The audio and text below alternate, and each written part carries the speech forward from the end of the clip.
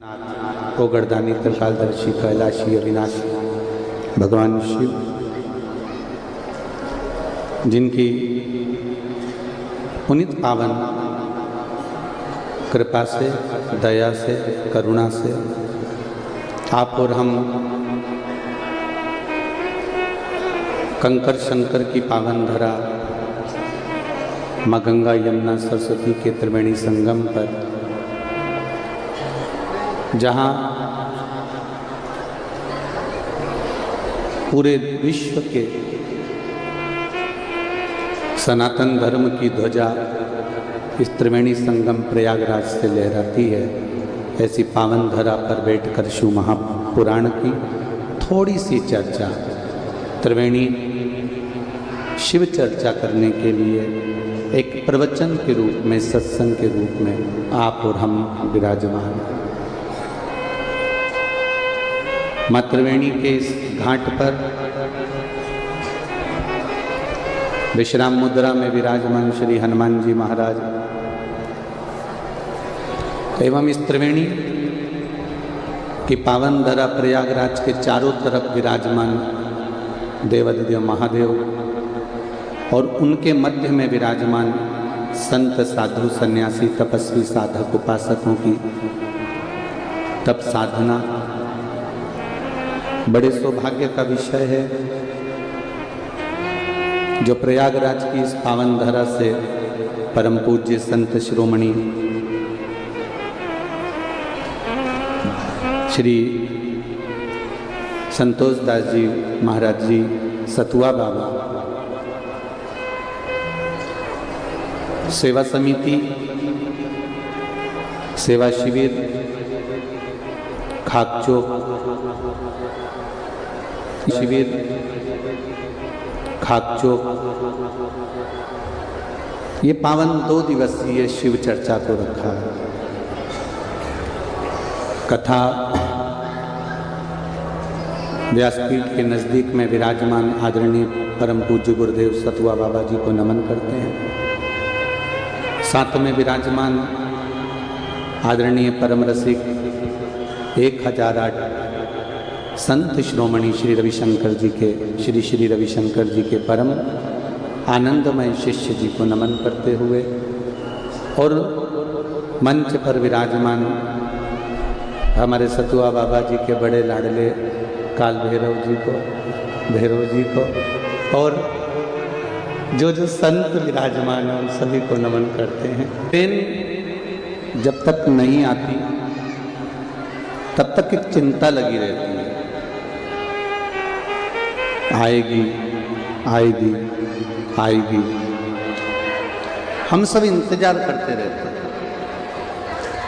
Tension भी रहता है, बेचैनी भी रहती है, पर जब ट्रेन आ जाती है चढ़ने की भी चिंता रहती है, अंदर प्रवेश करने की भी चिंता रहती है, फिर सीट ढूंढने की भी चिंता रहती है, और जब सीट पर बैठ जाते हो और अपना सारा सामान सीट पर रख देते हो तो एकदम हल्के हो जाते हो कि अब कोई टेंशन नहीं, केवल सीट पर बैठे और तुम्हारी चिंता समाप्त। बोलो सत्य है कि गलत? जब तक नहीं बैठे थे तब तक टेंशन में थे, और जैसे ही सीट पर बैठे चिंता समाप्त हो जाती है। उसी तरह जब तक महादेव के मंदिर में, शिवालय में, देवालय में जाकर नहीं बैठोगे तब तक टेंशन बना रहेगा। जिस दिन बैठ गए चिंता समाप्त, टेंशन समाप्त हो गई। आप बस बैठे और आपकी चिंता समाप्त हो। मैंने तेरे ही भरोसे ओ बाबा, तेरे ही भरोसे हवा भी उड़ती जावांगी बाबा, दूर तू छड़ी ना मैं कटी जावांगी बाबा, तेरी शंभु मेरे एक तो तुम्हारी खुशी इतनी ज़्यादा है,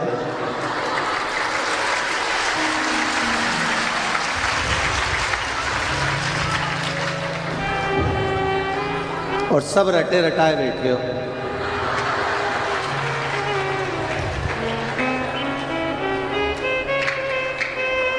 और दूसरे के टेंट मत तोड़ देना, बस इतना सा निवेदन है तुमसे।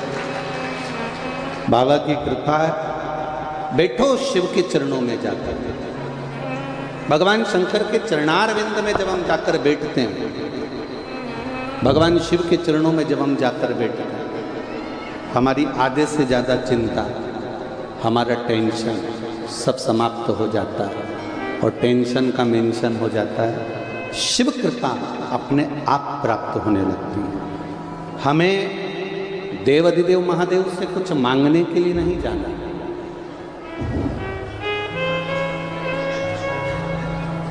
हमें देवाधिदेव महादेव से कुछ नहीं मांगने का, हमें तो केवल देवाधिदेव महादेव के पास में जाकर बैठना।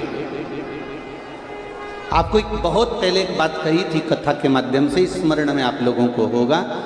पहले जो क्रीम आता था लगाने के लिए, वो ऐसे चौड़े मुंह के ढक्कन का आता था महाराज जी, ऐसा ढक्कन उसका होता था, उसमें अपनी उंगली उसमें डाल के ऐसा लगा लो और चुपड़ के बढ़िया हो जाए। अब वो क्रीम आना बंद हो गया, अब एक ट्यूब आता है। उस ट्यूब का नियम है कि उसको ऊपर से नहीं दबाना है, नीचे से थोड़ा सा दबा। तो जैसे ही अपन नीचे से दबाओगे तो ट्यूब निकल के भबक से बाहर तुरंत, और फिर निकाल लो, लगा।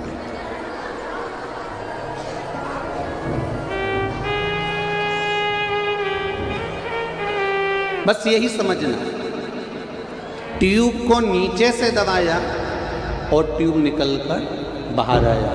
उसी तरह माता पिता गुरु शिक्षक और परमात्मा, इनके चरणों को दबाया और इनका आशीर्वाद निकलकर बाहर। क्या सोचते हैं कि हमें ये महसूस होता है कि हम इनके पास में रहेंगे तो हमको कुछ प्राप्त हो जाएगा, हम इनके साथ चलेंगे तो हमें कुछ प्राप्त हो जाएगा। यहाँ तक शिव महापुराण की कथा कहती है, बारंबार कहती है कि आप चरणारविंद को जब पकड़ लोगे, आप भगवान के चरणों को जब साध लोगे, पकड़ लोगे, उसके चरणारविंद तक पहुँच जाओगे तो सुख का अनुभव हो जाएगा।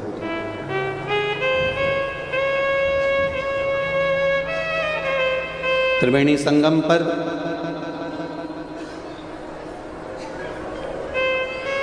माँ यमुना जी के घाट पर, प्रयागराज की पावन धरा पर तक्षकेश्वर महादेव का एक मंदिर है।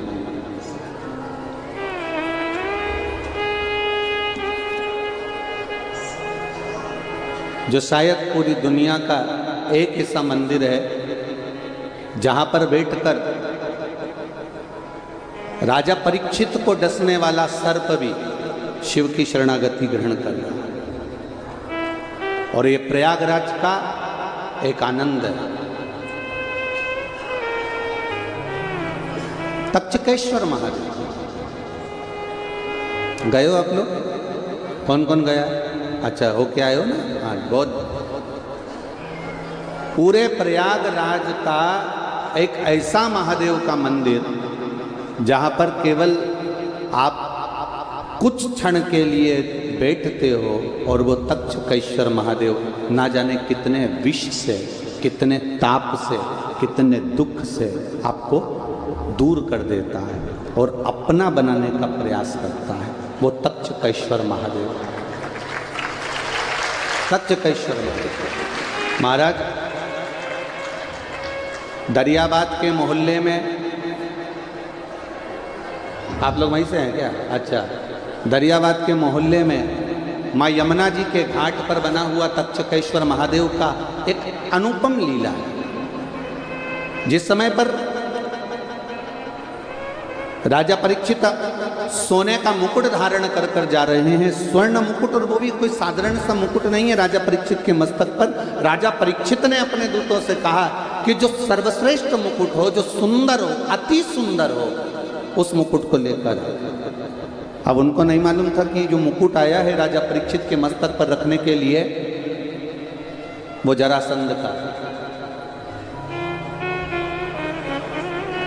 वो मुकुट राजा परीक्षित को लाकर दिया गया और राजा परीक्षित ने उस मुकुट को अपने मस्तक पर धारण करा। शिव महापुराण कथा कहती है, एक मांग का टीका, एक चप्पल और एक छाता, ये 3 चीजें किसी के भी प्रयोग में नहीं लेना चाहिए।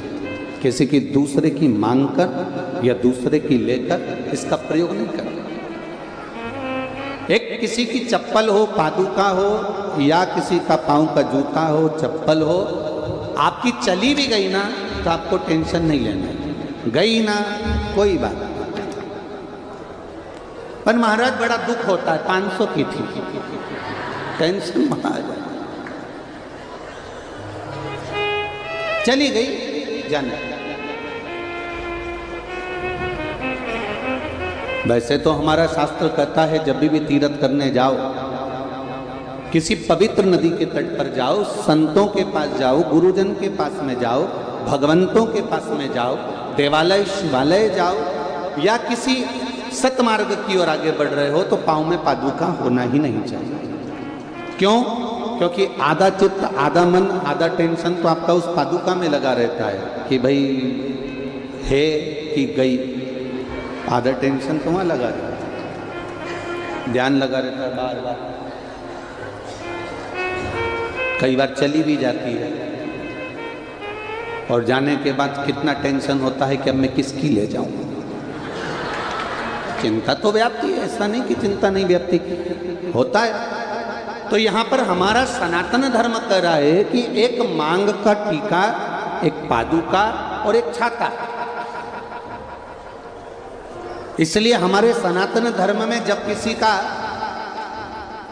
मृत्यु हो जाती है या कोई किसी के घर में कोई उद्यापन करता है या कोई बड़ा आयोजन करता है या कोई पूजन कराता है तो उसमें पद की महत्वता होती है। उस पद में 2 चीजें बड़ी खास होती है, एक पांव की चप्पल और एक छाता। आपने देखा होगा कि अगर कोई समाप्त भी हो गया, मर भी गया, तो उसके बाद में जो पंडित जी को सामग्री देते हैं उसमें चप्पल, जूता या फिर छाता और वस्त्र, जनेऊ आदि का, गौमुखी, माला, लोटा, गीता जी और ये सभी चीजें प्रदान करी जाती। पर शास्त्र कह रहा है उसका कारण क्या है, क्यों देते हैं ब्राह्मण को कि भैया ये हमने यहाँ तुमने उद्यापन करा है, इसमें ये पद दिया गया है, हमने कपड़े भी दिए हैं, उसमें जूता भी रख दिया, चप्पल भी रख दिया, छाता भी रख दिया। छाता और चप्पल की महत्वता क्यों कही गई? क्योंकि ये 2 चीजें ऐसी हैं जिसमें काल समाया होता है। जब हम किसी को ये प्रदान करते हैं तो ये मानकर करते हैं कि हो सकता है हमारे जीवन में कोई दुख हो, तकलीफ हो, कष्ट हो, रोग हो, बीमारी हो, वो इसके दान करने से समाप्त हो जाता है। राजा परीक्षित के मस्तक पर सोने का मुकुट आया, वो भी जरासंध का आया और वो जरासंध का मुकुट राजा परीक्षित पहनकर इतने आनंदित हो गए, इतने आनंदित हो गए, उनको लगा ये रतन से जड़ा हुआ है, ये हीरे से जड़ा हुआ है, बड़ा सुंदर है, बड़ा सुंदर है। उनको कितना प्रसन्नता होती है, कितनी प्रसन्नता होती। कई लोगों को सुंदरता का स्वरूप देखकर, कई लोग अगर ज़्यादा सुंदर होते हैं तो दर्पण के सामने लगे होते हैं।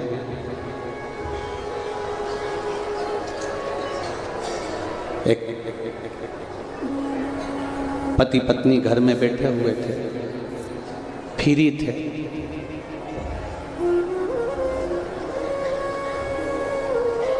घर में घुस गई बहुत सारी मक्खी, दोनों को टेंशन हो गया, ये मक्खियां कहां से आ गई? कंपटीशन करते हैं कौन कितनी मारता है। दोनों ने कंपटीशन किया, पति ने भी मक्खी मारी, पत्नी ने भी मारी। पति 2 मक्खी मारकर लेके आया और पत्नी के पास आकर बोला मैंने 2 मार दिए। ये स्त्री है, ये पुरुष है।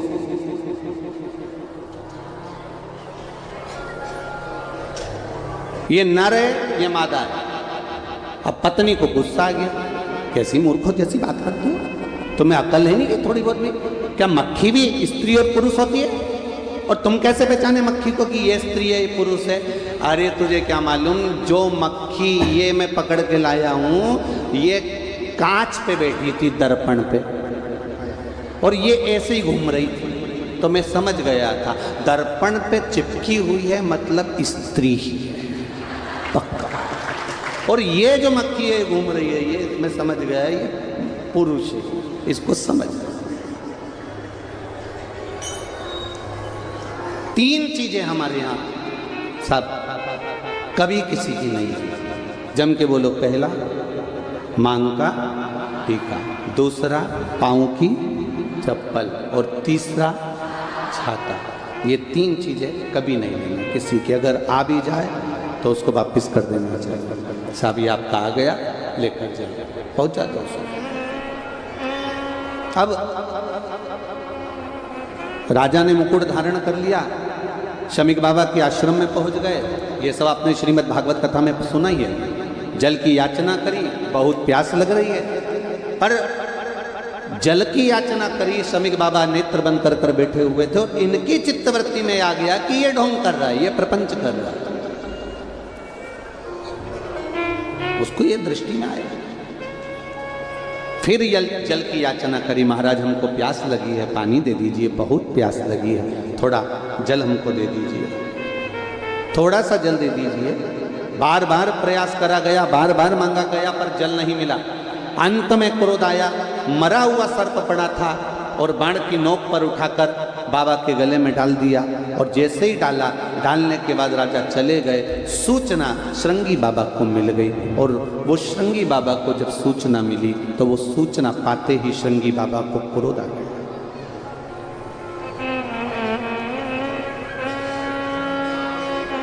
श्रृंगी बाबा को क्रोध आ गया। पूरी दुनिया का एक ऋषि,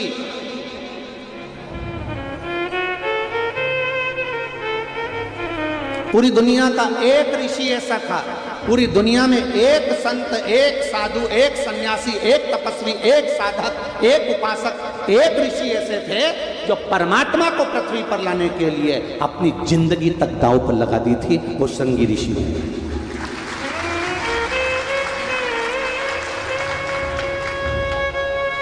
वो श्रृंगी बाबा। जिस समय पर दशरथ जी के घर में संतान नहीं हुई और पुत्र कामेष्टि यज्ञ करवाया गया, गुरुओं ने कह दिया पुत्र कामेष्टि यज्ञ करवाना है।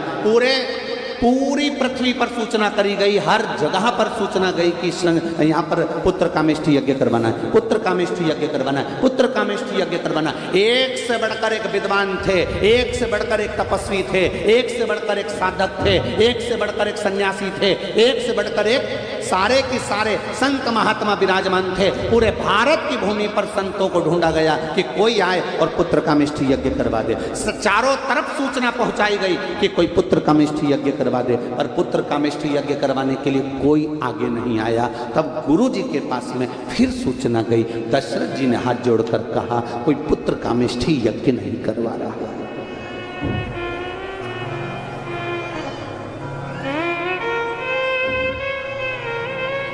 कोई पुत्र कामेष्टि यज्ञ नहीं करवा रहा है। कारण, क्योंकि यज्ञ, पुत्र कामेष्टि यज्ञ का एक विधान है कि पुत्र कामेष्टि यज्ञ जिस भूमि पर होता है, उस भूमि पर जो यज्ञ करवाने वाला यज्ञकर्ता होता है, उस यज्ञकर्ता को पूरी जिंदगी उसी जमीन पर रहना पड़ता है। उस भूमि के बाहर वो एक कदम भी नहीं निकाल सकता। तो कोई संत, साधु, सन्यासी, तपस्वी, ऋषि ऐसा नहीं था जो एक जगह पर पूरी जिंदगी निकाल सके। तो उन्होंने सोचा भैया यज्ञ कराने वाला कोई नहीं। तब गुरुजी ने कहा एक हो सकता है। कौन? श्रृंगी को बुलाओ और पुत्र कामेष्टि यज्ञ करवाओ। श्रृंगी के पास में खबर गई तो श्रृंगी ऋषि ने ध्यान लगाकर देखा कि गुरुजी ने खबर पहुंचाई है पुत्र कामेष्ठी यज्ञ की, गुरुजी मेरा कुछ हित चाहते होंगे इसलिए यज्ञ करवा रहे होंगे। श्रृंगी बाबा ने तुरंत ध्यान लगाकर देखा कि गुरु की आज्ञा है और पुत्र कामेष्ठी यज्ञ करवाना है, उस परमात्मा को लाने की सामर्थ्यता गुरु में है और गुरु ने मुझको दी है, तो मैं एक भूमि पर पूरी जिंदगी निकाल सकता हूं परमात्मा को पृथ्वी पर ला सकता। इतने बड़े बड़े संत वशिष्ठ बाबा जैसे कितने बड़े बड़े गुरु विराजमान थे और बुलाया किनको? श्रृंगी बाबा, श्रृंगी ऋषि। कारण केवल इतना सा था कि उन्होंने अपना सर्वस्व देने के लिए तैयार होगा। सर्वस्व, एक संत, एक साधु, एक सन्यासी, तपस्वी, साधक, उपासक और एक जो भगवान का भक्त होता है वो अपना सर्वस्व देने को तैयार हो जाता है, पर उसमें कहीं कामना रह जाती है तो फिर वो सर्वस्वता नहीं दे पाता है। कहीं कामना रह गई, कहीं लोभ रह गया, आसक्ति रह गई, वासना रह गई, तृष्णा रह गई तो नहीं दे पाएगा। महाराज जी एक पत्र बड़ा सुंदर आया,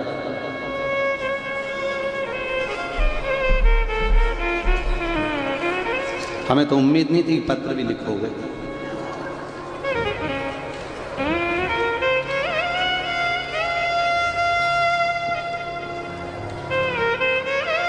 शंभु शरण पड़े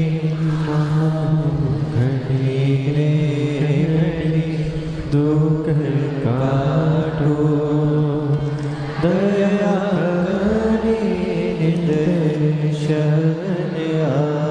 दिव्या केसरवानी, प्रयागराज मुट्ठी गांव से हूँ। आप ही ने लिखा है, आपने लिखा है प्रयागराज कभी नहीं भूल पाएगा आदरणीय सतुआ बाबा जी का एहसान। ये पत्र लिखा है। प्रयागराज वासी कई माताओं ने महाराज जी पशुपति व्रत करे हैं केवल इस शिव पुराण को थोड़ा सा सुनने के। सतुआ बाबा जी का एहसान जिंदगी भर प्रयागराज नहीं भूल पाएगा। थैंक यू सो मच बाबा जी, दिल लूट लिया आपने सबका। जो शिव महापुराण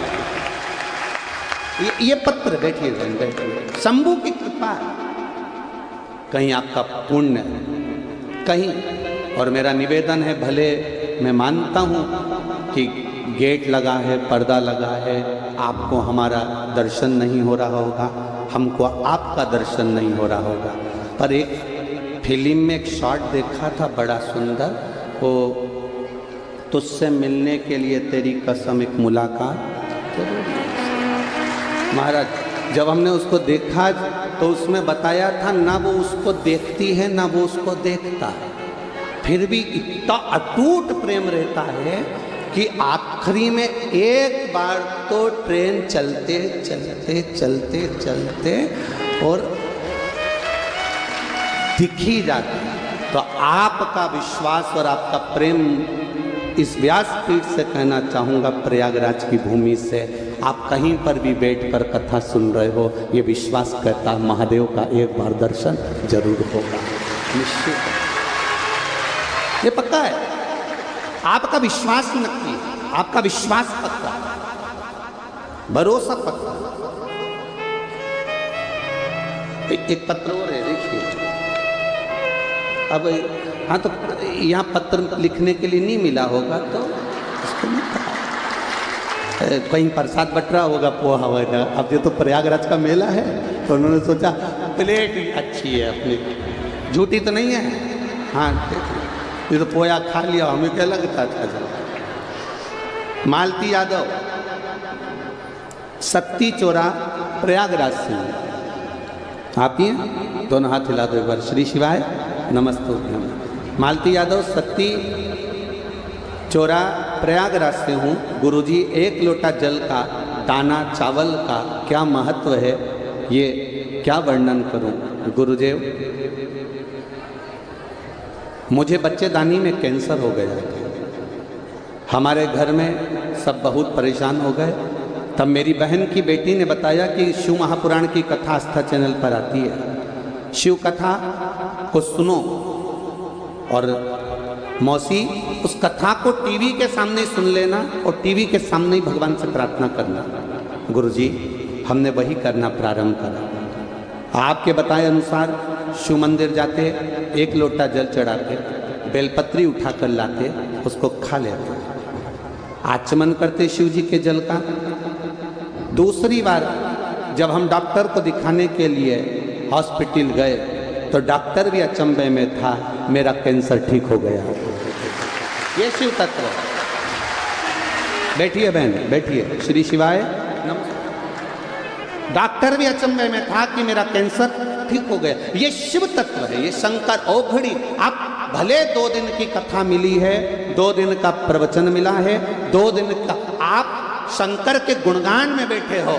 इस व्यासपीठ से विश्वास से कहता हूं, जिस कामना से आए हो यहां से खाली नहीं जाओगे, झोली भर कर। जिस कामना से आए, आपका भरोसा बस शिव के प्रति होना चाहिए, दृढ़ होना चाहिए। आदरणीय परम पूज्य 1000 संत श्रोमणी श्री रविशंकर जी महाराज जी के शिष्य आदरणीय ने कहा कि सतुआ बाबा कल के लिए भी और प्लानिंग कर रहे हैं कि कहाँ भरूं तुमको, है तो ऐसा नहीं कि कहीं। और देखो प्रशासन ने कितनी व्यवस्था संभाली है, कितनी व्यवस्था। और ये बाबा की कृपा है। आप लोग पुलिस प्रशासन हो, आदरणीय प्रशासनिक जितने भी सदस्य हो, कितना भाव से आप लोगों को संभाल करके आप लोग आनंद से।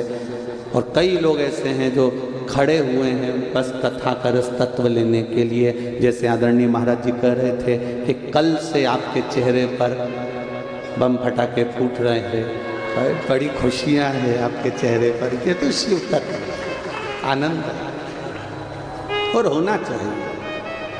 तेरे डमरू की धुन सुन के मैं काशी नगरी आई हूँ। अपने स्थान पर बैठकर भगवान देवाधिदेव महादेव से प्रार्थना करें दिल से।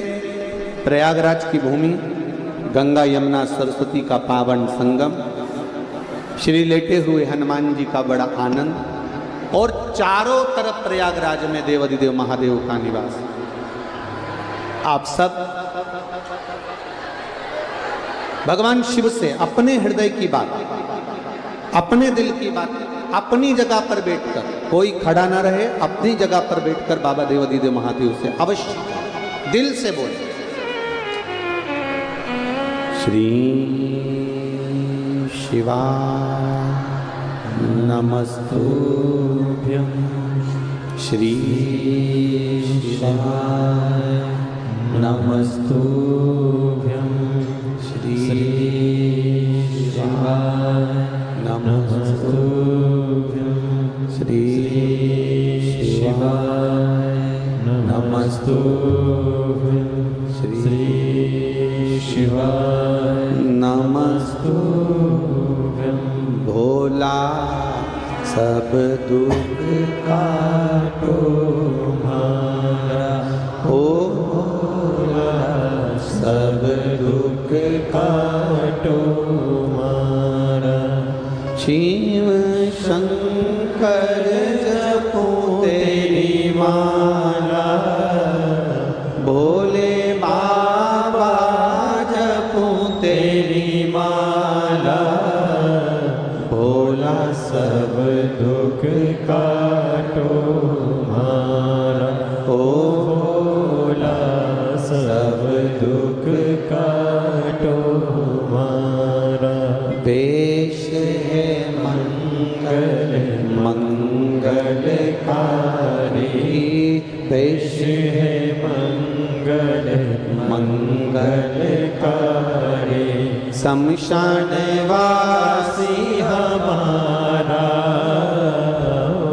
शमशान वासी हमारा। ओ भोला सब दुख काटो मारा, ओ भोला सब दुख काटो मारा। शिव कथा कह रही है, भगवान शंकर का संवाद कर रही है। केवल एक श्रृंगी बाबा ऐसे थे जिन्होंने मन बना लिया था कि मैं एक जगह पर पूरी जिंदगी निकाल दूंगा, पर उस बैकुंठ अधिपति को मृत्यु लोक में लेकर आऊंगा। और पुत्र कामेष्ठी यज्ञ श्रृंगी बाबा ने कराया और उनको पूरी जिंदगी, पूरा जीवन एक जगह पर, जिस भूमि पर यज्ञ किया था उस भूमि पर निकालना, एक जगह।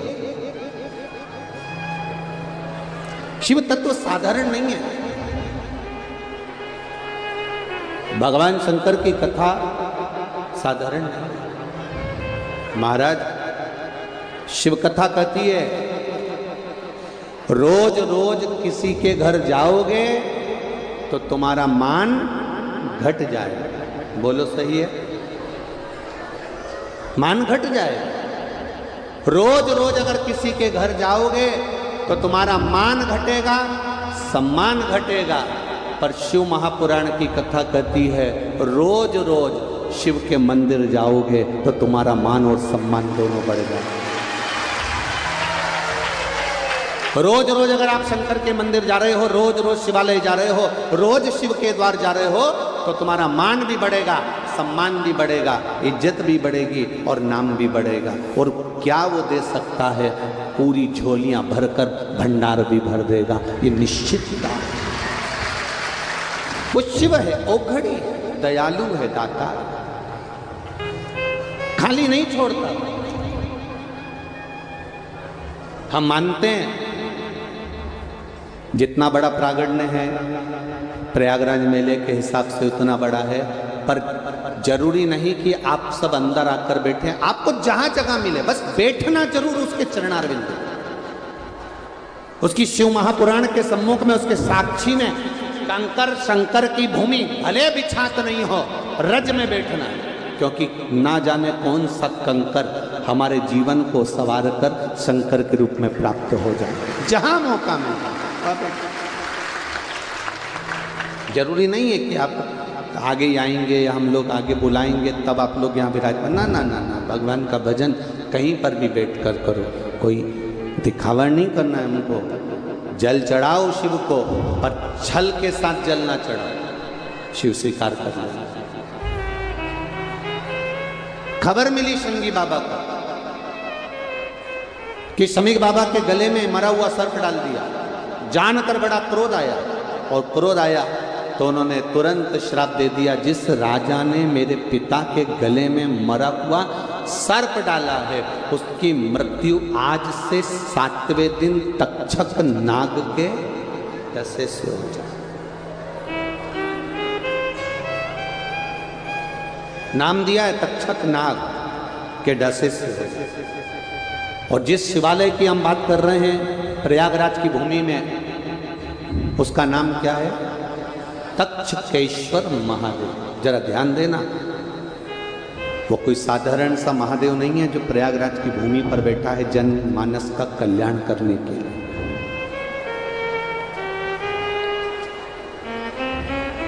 कई लोग तो प्रयागराज के भी ऐसे होंगे जो आज तक नहीं गए होंगे। कितने लोग बैठे हैं जो आज तक तक्षकेश्वर नहीं गए? नहीं गए। थोड़ा सा पानी लिया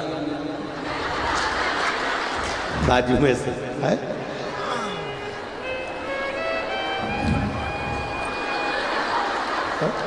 बताओ, प्रयागराज में रह रहे और तक्षकेश्वर महादेव नहीं गए?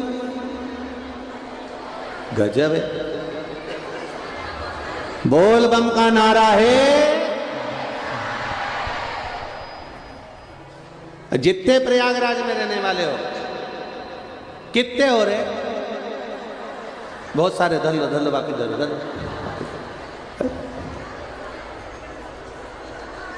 जाना चाहिए। तक्षक नाग के डसे से राजा परीक्षित के प्राण छूटना है, तक्षक नाग के डसे से। कितना विचार करिएगा जरा, हृदय में उतारिएगा जरा।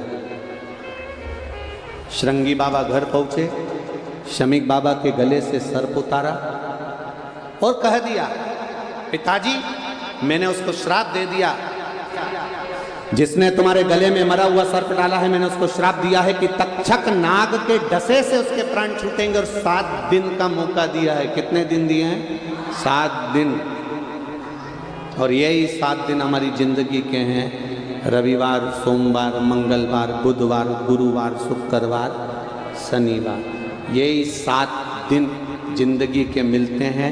रविवार को जन्म हुआ, सोमवार को बड़े हुए, मंगलवार को ब्याह हुआ, बुधवार को बच्चे हुए, गुरुवार को बीमार पड़े, शुक्रवार को हॉस्पिटल गए, शनिवार को सीताराम हो गए। 7 दिन पूरे निकल।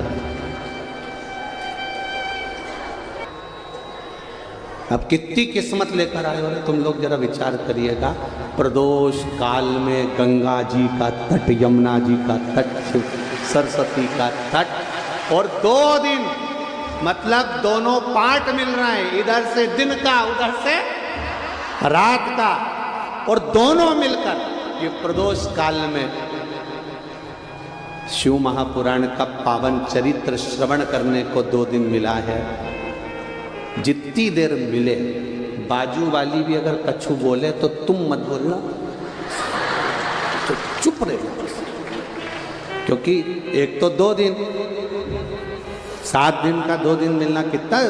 और उसमें भी ये बोलती जाए, तो कल से आए तो 4-6 टॉफी लिया ना, ये बोले कि मुंह में चुप। अब कथा सुनो कि मैं 2 दिन मिले हैं, बड़ी मुश्किल से मिले हैं, बड़े आनंद के मिले। और वो तो आदरणीय सतुआ बाबा जी को मैं धन्यवाद दूंगा, बहुत बहुत साधुवाद, जो प्रयागराज वालों के लिए उन्होंने ये 2 दिन बड़े आनंद के निकाल दिए। शिव कृपा, शंकर की करुणा। शिव महापुराण की कथा कहती है, स्कंद पुराण, शिव पुराण, लिंग पुराण में सुंदर तक्षेश्वर महादेव का वर्णन आता है। तक्षक नाग डसेगा। पिता को बड़ा दिल दुखा कि बताओ मेरे बेटे ने गलती कर दी, और उस राजा परीक्षित को, जिसने हमेशा सत्कर्म करा है, अच्छा कार्य किया है, जिसने भजन किया, कीर्तन किया, मंत्र जाप किया, जिसने सब अच्छा काम किया, बस एक ही बुरा काम किया कि उसने मेरे गले में मरा हुआ सर्प डाल दिया। पर मेरे बेटे को नहीं करना था, उसको श्राप नहीं देना था। शमीक बाबा परीक्षित के पास पहुंच गए, तुम 7 दिन में मर जाओगे, केवल 7 दिन है तुम्हारे पास, बचना हो तो बच लो। गुरु के शब्द बड़े अटपटे होते हैं। एक तरफ गुरु कह रहे हैं कि तुम 7 दिन में मर जाओगे, और दूसरी तरफ गुरु कह रहे हैं कि तुम्हें बचना हो तो बच लो। जब मरना ही है तो फिर बचने के लिए रह क्या गए? क्या रह गया बचने का? पर गुरु के शब्द बड़े अटपटे होते हैं। गुरु ने कहा शरीर छूट जाएगा, पर ये आत्मा परमात्मा का भजन कर कर इसको अमर तत्व प्रदान कर लो, जिससे ये बाद में फिर जन्म ले। जगत गुरु शंकराचार्य जी कहते हैं पुनरपि जननम पुनरपि मरणम के प्रपंच से छूटने के लिए शरीर मिला है। कोई तुमसे कहे कि तुम मेरे पास आ जाना, मैं ऐसा कर दूंगा कि जिंदगी में तुम्हारे पास दुख नहीं आएगा, तकलीफ नहीं आएगी, कष्ट नहीं आएगा, रोग नहीं आएगा, बीमारी नहीं आएगी, ये नहीं आएगा। मानव की देह मिली है, मनुष्य का शरीर 2 कारणों से मिलता है। एक, मनुष्य का शरीर मिलता है भगवान का भजन करने के लिए, और दूसरा मिलता है पूर्व के कर्म का भोग भोगने के लिए। अब चाहे तुम रोकर भोगो चाहे हंस कर भोगो। कोई कितना ही कह दे, कोई कहे कि मेरे पास आ जाना मैं तुमको दुख नहीं आने दूंगा, कोई कहते तुम मेरे पास आ जाना मैं बीमारी नहीं आने दूंगा, कोई तुमसे कह दे मेरे पास आ जाओ मैं तुम्हें कष्ट नहीं आने दूंगा, तो फालतू की बात है ये। कोई भी तुम्हारे सामने अगर कोई प्रमाण कर दे कि मैं तुम्हें दुख नहीं आने दूंगा, तो ऐसा अगर होता तो राम जी के पास में इतने बड़े बड़े गुरु जी थे, राम जी को दुख नहीं आता। भगवान कृष्ण के पास बड़े बड़े गुरु जी थे, भगवान कृष्ण को दुख नहीं आता। अपना घर, अपना द्वार, अपना परिवार छोड़कर भगवान वृंदावन छोड़े, मथुरा गए, मथुरा छोड़ी द्वारका गए। भगवान को बार बार छोड़कर जाना नहीं पड़ता अगर कोई दुख मिटाने वाला मिल जाता। स्वयं के दुख स्वयं को भोगना है, स्वयं को मिटाना है। तो फिर लोग कहते हैं शिव महापुराण की कथा क्यों सुने, शंकर जी के मंदिर क्यों जाएं, शिव जी के पास क्यों जाएं? क्योंकि तुम्हारी घड़ी, तुम्हारा पल, तुम्हारा समय, तुम्हारा नक्षत्र, दिन रात, सुबह शाम, सब कुछ मेरे देवाधिदेव महादेव ने बनाया है। इसलिए उसको कहते हैं काल अधिपति। जिसने काल बनाया, काल मतलब समय, जिसने घड़ी बनाई, जिसने पल बनाया, जिसने नक्षत्र बनाया, उसको कहते काल अधिपति। इसलिए उसका नाम है महाकाल, काल अधिपति। उसने घड़ी बनाई है, समय बनाया, नक्षत्र बनाया, पल बनाया, दिन बनाया, रात बनाया, जितने दिन बने, रविवार, सोमवार, मंगल, बुध, गुरु, शुक्र, शनि, ये घड़ी पल सब उसी ने बनाया, नक्षत्र उसने बनाया। तो जिसने घड़ी बनाई है, जिसने पल बनाया है, वो आपकी घड़ी को, आपके पल को सुधारना जानता है। ये हाथ में पहनने वाली घड़ी कपड़े की दुकान पर देखकर आना और कहना भैया मेरी घड़ी सही कर दो। घड़ी को ले जाना, मेरी घड़ी खराब हो गई। किसी के पास में जाकर कहना कि हमारी घड़ी सही कर दो, नहीं करेगा। घड़ी को घड़ी की दुकान पर ले जाना पड़ेगा और घड़ी वाला तुमसे कहेगा मैं सेल डाल के देख लेता हूँ, चल जाएगी तो ठीक है, नहीं तो 7 दिन के लिए इसको यहाँ पे पटकना पड़ेगा। फिर किसी ने कहा साहब हमारे पास तो 7 दिन नहीं है, तो उन्होंने कहा 2 दिन पटक दो, मैं 2 दिन में भी सही कर दूंगा, प्रयास पूरा करूंगा कि मैं इसको 7 दिन की जगह 2 दिन में ठीक कर दूं। उसने कहा 2 दिन ले लो, 2 दिन में घड़ी सही कर दो, 2 दिन में हमारी घड़ी सही कर दो। क्यों साहब, मेरे को जाना है, मेरे पास ज़्यादा समय नहीं, मेरे मोहल्ले में शादी है तो मुझे बारात में जाना है, एक ही घड़ी है, अगर 2 होती ना तो चल जाती। तो उन्होंने कहा साहब 2 दिन में सही कर दो। भैया तुम तो मेरे को जानते हो, पहचानते हो, अपने वाले हो, तुम इतना काम नहीं कर सकते? तो उन्होंने कहा ठीक है मैं 2 दिन में सही कर दूंगा। उन्हें ली घड़ी को और घड़ी की पूरी मशीन निकाल के उसके पेट्रोल में डाल दी। तुम देखना इतनी बड़ी कटोरी में कुछ पेट्रोल रहता, पूरी मशीन निकाल के उसमें डाल दी और निकाल के डालने के बाद 2 घंटा 3 घंटा उसको पड़ी रहने दी। पड़ी रहने के बाद उसने दूसरे दिन फिर घड़ी को निकाला और निकाल के उसको ब्रश से घिसा, घिसकने के बाद में फिर उसमें सेल डाला तो वो चल गई। अब उसको समझ में आया तो अपन को भी यही करना है, आज सबको पेट्रोल में डूबो, मतलब भक्ति में डूब जा, और डूबने के बाद कल तुमको जब घिसा जाएगा निश्चित है मेरा शिव मिल जाएगा। घड़ी सवर गए, सुधर गए। अब तुमने तुरंत देखी, ओ हो चल गई, चल गई। बस जिस दिन घड़ी को तुमने घड़ी वाले को दिया उस दिन उसने घड़ी चला दी। उसी तरह जिसने ये जीवन दिया उसको तुमने 1 लोटा जल दिया तो उसने तुम्हारी जिंदगी संवारी। हम भटके ना, कोई कहे मेरे पास आ जाओ मैं भभूति दे दूंगा, कोई कहे मेरे पास आ जाओ मैं बेल दे दूंगा, कोई कहे मेरे पास में आ जाओ मैं ये कर दूंगा। ना ना ना ना, कहीं नहीं जाना, एक जगह वो शमशान में रहने वाला, भस्मी लपेटने वाला, सब में रमने वाला, श्वास में रमण करने वाला, 21,600 श्वास में वही चल रहा है। रोम रोम 3.5 करोड़ रोम छिद्र में वही रम रहा है। वो देव अधिदेव महादेव है, दूसरा कोई नहीं हो सकता, नहीं हो सकता।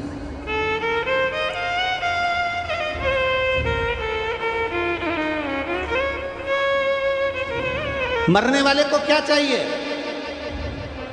जो मर रहा है, अंतिम सांसें चल रही है, अंतिम सांसें चल रही है, आईसीयू में पड़ा है, होश में पूरा है, मर रहा है, उससे पूछना रबड़ी ला दूं? मालपुआ, अब वो अंतिम सांसें गिन रहा है और ये पास में खड़ी गुलाब जामुन ला दूं, अंतिम सांसें।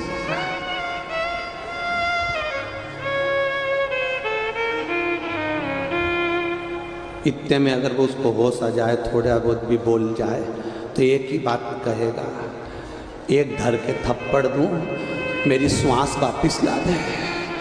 इतने में तो वो भी कहेगी, मैं कहाँ से लाऊं, मैं रबड़ी ला सकती हूँ, गुलाब जामुन ला सकती हूँ, इमरती भजिया पकौड़ा ला सकती हूँ, पर श्वास नहीं ला सकती। पर श्वास वापिस भी वो ला कर दे सकता है जिसने दी थी, वो देव अधिदेव महादेव। एक पत्र आया,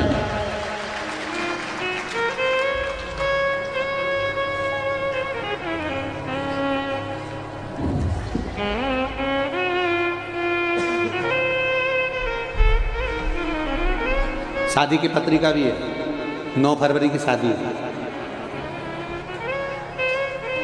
किसने दी है पत्रिका? आप ही लोगों ने दी है। श्री शिवाय नमस्ते।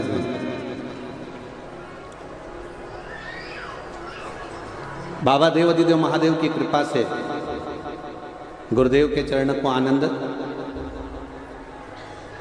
मैं कीर्ति प्रयागराज से हूँ। बाबा की कृपा से बाबा से विनती करने हम लोग गए थे कुंवरेश्वर धाम, वहाँ से बोल कर आए और बाबा की कृपा से शादी पक्की हुई है, शिव कृपा से। गुरुदेव को बताना चाहूँगी, मेरे लीवर में दिक्कत आई थी और डॉक्टर ने कहा पूरा लीवर खराब हो गया है, अब आपके पास में समय नहीं है। लीवर किडनी दोनों को प्रॉब्लम हो गया। जब देख लिया पत्रिका पे आपने लिखा है, जब सब तरह से हार गए, तब देवाधिदेव महादेव की कथा सुनना प्रारंभ कर। एक लोटा जल, सारी समस्या का हल। बाबा को चढ़ाया, बेलपत्र का पान किया। दूसरी बार फिर डॉक्टर को दिखाने के लिए गए। गुरुदेव, बाबा की कृपा क्या होती है, डॉक्टर ने कह दिया तुम्हारी पूरी रिपोर्टें नॉर्मल हैं, लीवर और किडनी ठीक हो गए। बैठिए भाई। श्री शिवाय नमस्ते। हम बैठिए। कृपा बिना न हिले एक भी, लेते हैं श्वास तेरी कृपा से तनु।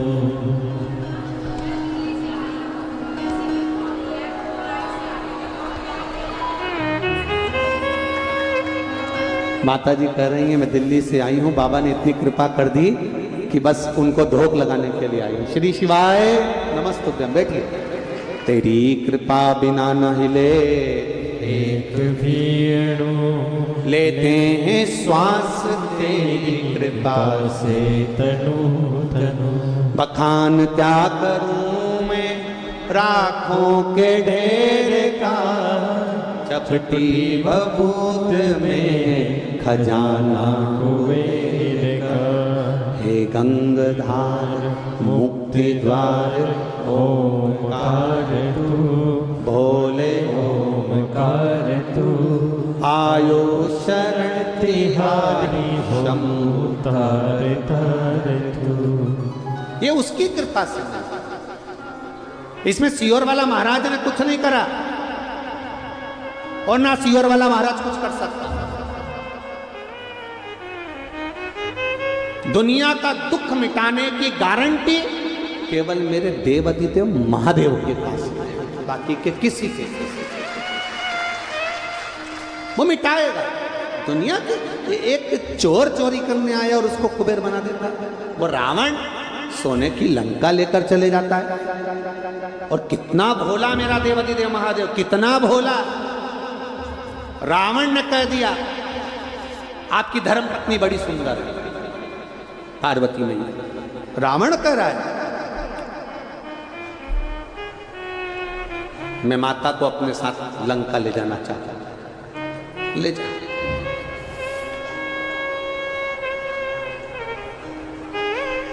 ले जा।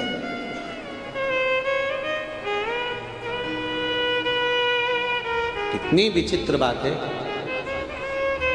रावण ने पार्वती जी को पालकी में बिठाया ले जाने लगा।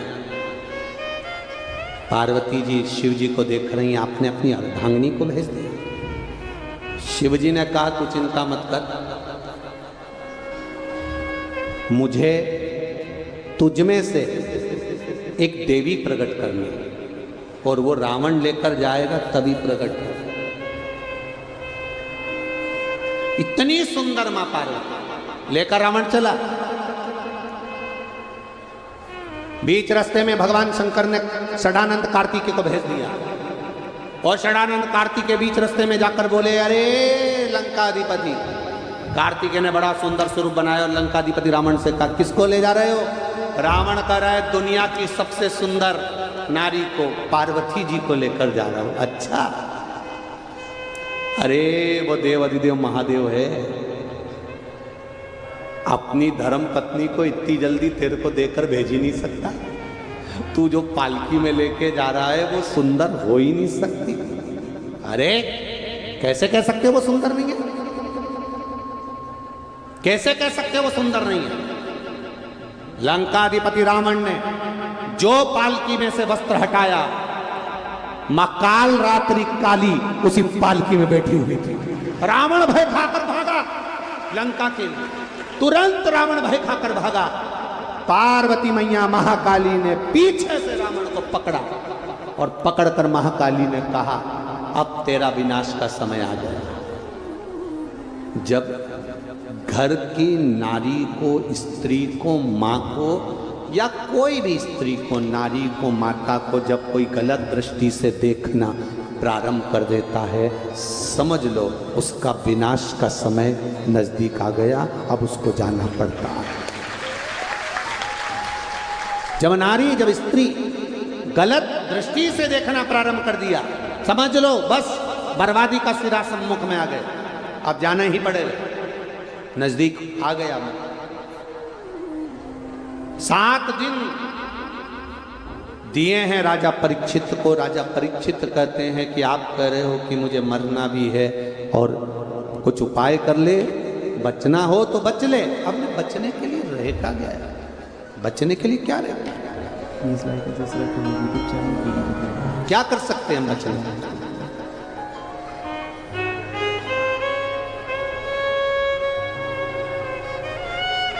क्या करें हम? तब राजा परीक्षित ने उसी समय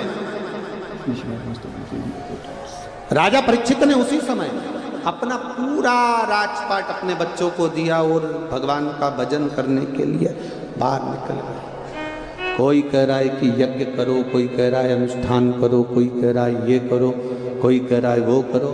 उसने कुछ नहीं करा, केवल करा सुखदेव जी महाराज के चरणों में जाकर बैठा। 7 दिन श्रीमद् भागवत कथा श्रवण करी, मतलब अपने चित्त को परमात्मा से जोड़ने का प्रयास करा, चित्त को परमात्मा से जोड़ा और जुड़ा।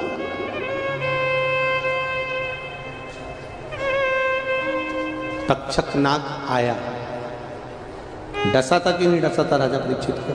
बोलो बोलो, भागवत सुनिए ना। डसा। कांच के महल में राजा को रखा गया, परिंदा भी पर नहीं मार सकता, ऐसी सेफ्टी राजा की करी गई।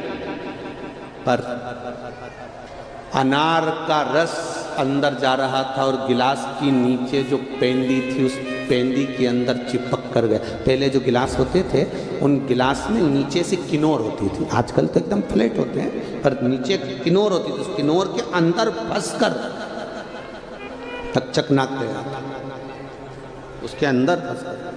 और नाग ने जैसे ही राजा को देखा और नाग ने डस लिया। राजा परीक्षित सर्प को देख रहा है, सर्प परीक्षित को देख रहा है।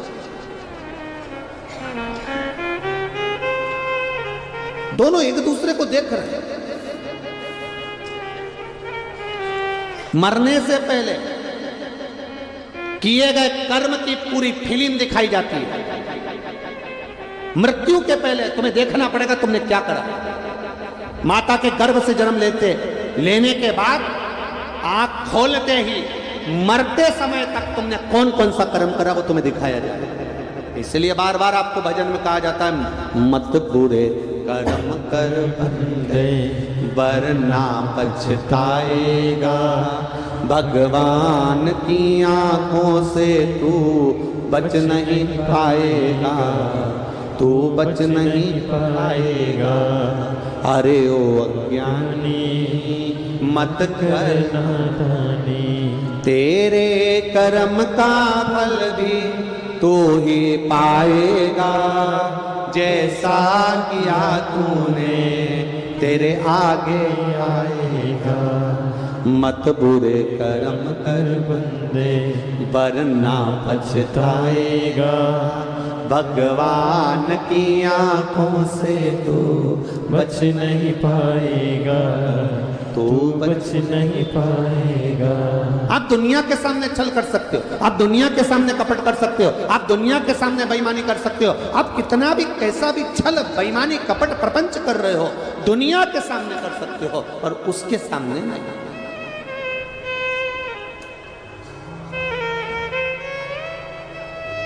यहां समझा सकते हो, यहां तो तुम किसी से भी कह सकते हो मैंने ऐसा नहीं करा, कसम खा के कह रही हूं मैंने ऐसा नहीं किया, मैं तो ऐसी बोली नहीं, मैंने तो ऐसा बोला ही नहीं।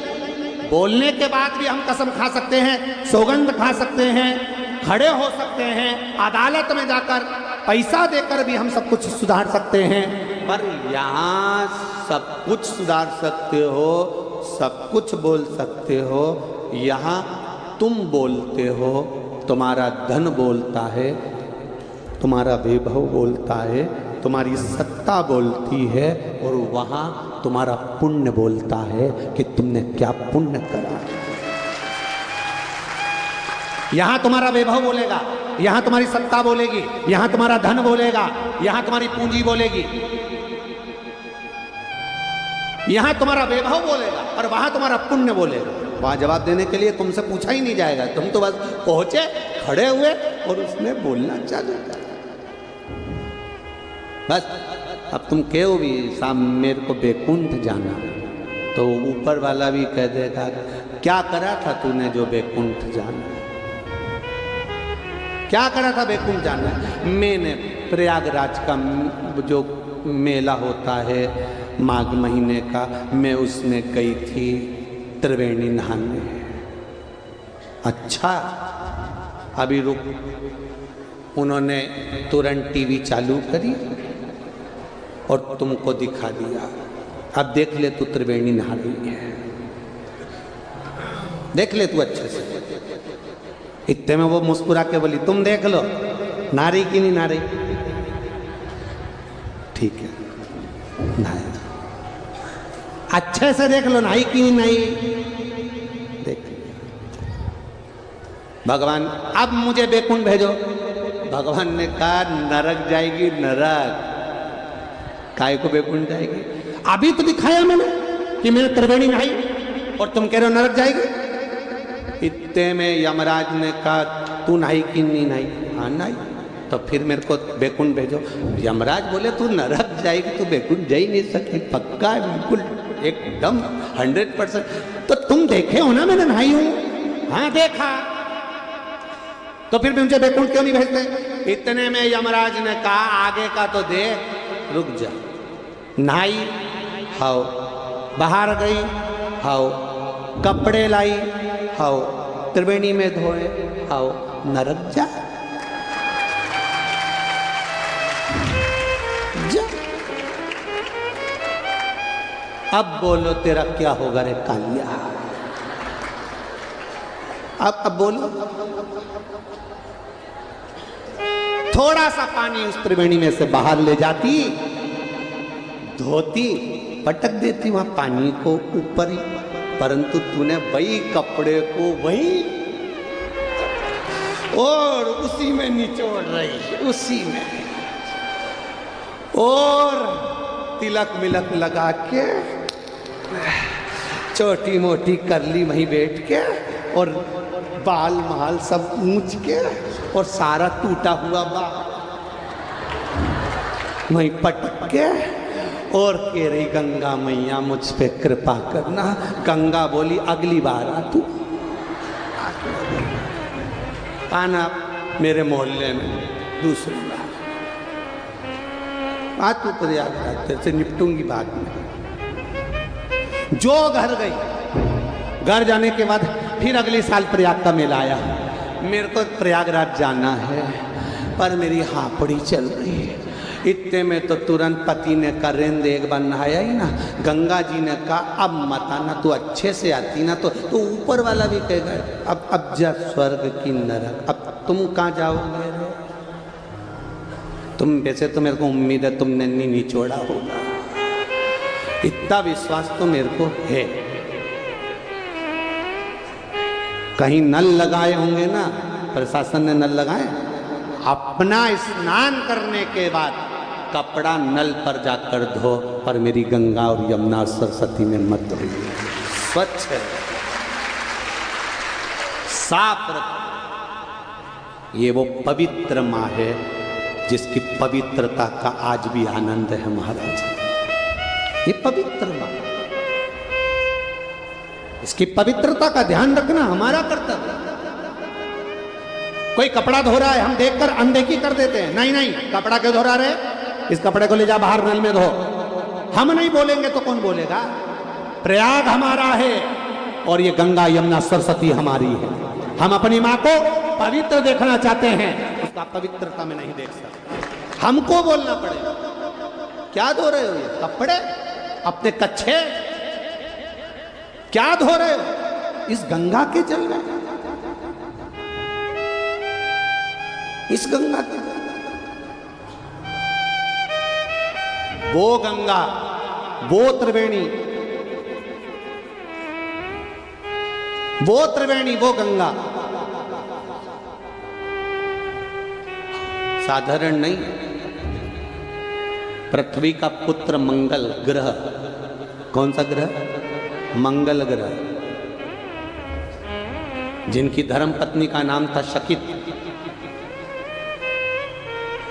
और मंगल ग्रह की धर्मपत्नी शकित एक दिन मंगल के पास में आई। शकित जब मंगल के पास में आई और शकित ने कहा, शकित ने एक प्रश्न किया। मंगल ग्रह की धर्मपत्नी शकित ने एक प्रश्न किया। वो प्रश्न था बड़ा भारी, जो संपूर्ण विश्व के कल्याण के लिए है। मंगल ग्रह की धर्मपत्नी ने प्रश्न किया कि संसार के लोग, संपूर्ण विश्व के लोग,